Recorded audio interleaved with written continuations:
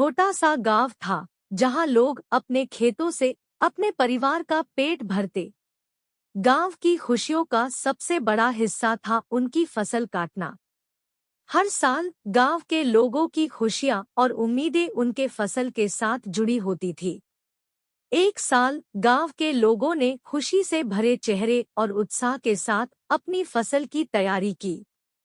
पर एक दिन कुछ अनोखे रंगीन पक्षी गांव में आए और खेतों की फसल को अपने रंगों से सजाने लगे। उनकी हर हरकत से फसल पर गहरे और खूबसूरत रंग चढ़ गए।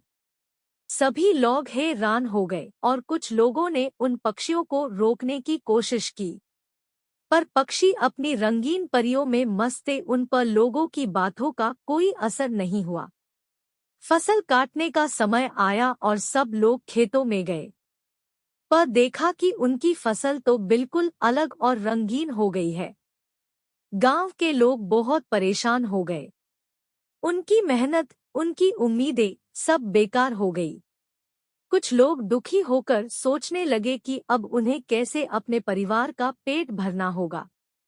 पर एक छोटा सा बच्चा, राजू, ने सबको समझाया कि हमें अपनी तकलीफों को खुद ही समझना होगा और उनका समाधान ढूंढना होगा।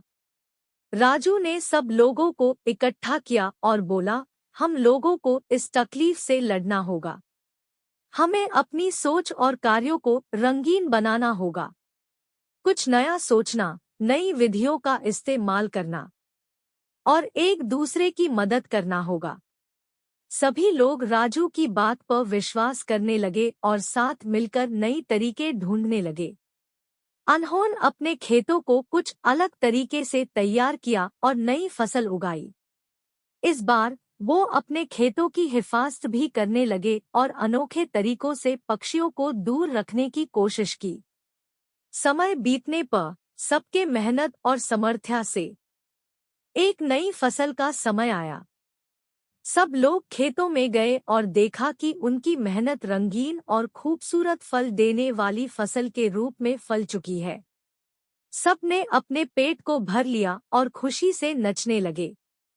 इस घटना से सबको ये सीख मिली कि तकलीफों और मुसीबतों का समाधान हमें खुद ही ढूंढना होता है। जब हम अपने दिमाग और दिल से नई सोच और तरीके लाते हैं, तभी हम समस्याओं का सही समाधान कर सकते हैं। हर मुश्किल का समाधान हमारे अपने अंदर है, हमें बस उससे पहचानना और साथ मिलकर काम करना है। अपने कामों और विचारों को नई रंगीनात और ताजगी से भरो और समस्याओं का हाल खुद ही ढूंढो। हर मुश्किल का सामना करने के लिए एक दूसरे की मदद करो और समर्पण के साथ काम करो। जब हम साथ मिलकर काम करते हैं, तभी हमारी तकलीफों का समाधान मिलता है और हमारा जीवन खुशियों से भर जाता है।